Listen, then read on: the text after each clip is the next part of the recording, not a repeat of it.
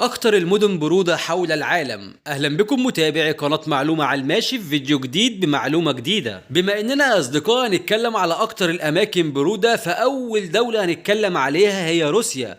روسيا هي أكبر دولة تقع في شمال قارة آسيا، وبتتسم بدرجة برودة لا تنافسها أي دولة أخرى في العالم. فروسيا أصدقائي بتحتل المركز الأول وبجدارة بين أكتر الأماكن برودة على وجه الأرض مأهولة بالسكان، وبتتراوح درجة الحرارة في المدن الروسية ما بين 30 إلى 50 درجة تحت الصفر، وده بيكون في فصل الشتاء. أما في فصل الصيف بتكون درجة الحرارة تقريبا 3 درجات تحت الصفر. والكلام ده بيدل يا أصدقائي إن سكان روسيا ما يعرفوش يعني إيه حر، ولا عمرهم شافوا الشمس إلا في أوقات نادرة جدا. ودايما في روسيا الأرض بتتلون بلون واحد بس، هو اللون الأبيض طبعا، وهو لون التلج. وبالنسبة لأكتر الأماكن برودة في روسيا هي مدينة بتسمى فرخيانسك، ومتوسط درجة الحرارة في المدينة ديت تقريبا 65 درجة تحت الصفر، وعدد سكانها 1300 شخص. والمكان التاني اسمه الأنتاركتيكا، ويعرف بالقارة القطبية الجنوبية، وهي أبرد مكان موجود على وجه الأرض. والقارة القطبية الجنوبية يا أصدقائي غير مأهولة بالسكان أصلا، وبمعنى أصح الحياة هناك أصلا مستحيلة. وبرغم كده إن في على أرضها مركز أبحاث روسي متخصص في دراسة المناخ، ولكن الباحثين بيتواجدوا فيه بشكل مؤقت،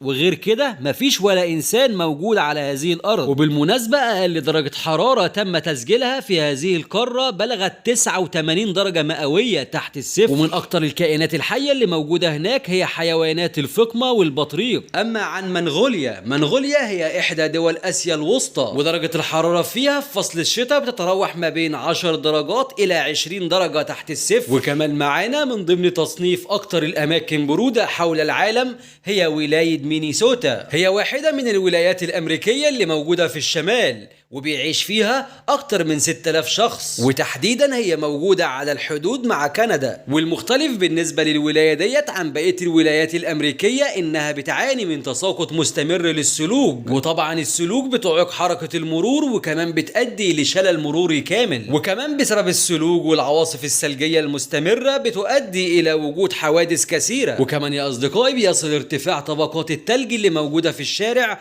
إلى تقريبا أكتر من 65 بوصة. وهنتكلم دلوقتي على الإسكيمو. طبعا الإسكيمو كلنا عارفينها وبيضرب بيها المثل كمان، وده لما بيكون في يوم شديد البرودة بنقول هو احنا في الإسكيمو ولا ايه؟ بلاد الإسكيمو يا أصدقائي موجودة في شمال الألاسكا، وبتضم أيضا بعض الأجزاء من شمال كندا. وموجود في منطقة الإسكيمو يا أصدقائي جبال ومرتفعات من الثلوج، وهناك يا أصدقائي الليل بيمتد لفترات طويلة جدا جدا، وممكن كمان توصل لكذا يوم الشمس ما بتشرقش فيها. وبسبب وجود البلاد في المنطقة القطبية يا أصدقائي يطلق عليها بلاد قمر الظهيرة. واللقب ده يا أصدقائي بسبب الوجود المستمر للقمر في سماء المنطقة، وغياب الشمس عنها وانخفاض درجة حرارتها. فسبحان الله العلي العظيم الذي خلق كل شيء بقدر وبمقدار ولحكمة. ودلوقتي يا أصدقائي جدركم تحت في التعليقات تكتبوا أقل درجة حرارة وصلت ليها البلاد عندكم كانت كام، وما تنسوش كمان تذكروا الله وتصلوا على النبي تحت في التعليقات. وبكده يا أصدقائي أكون وصلت نهاية الفيديو بتاع النهاردة.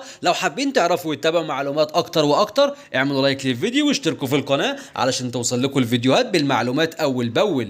والسلام عليكم ورحمة الله وبركاته.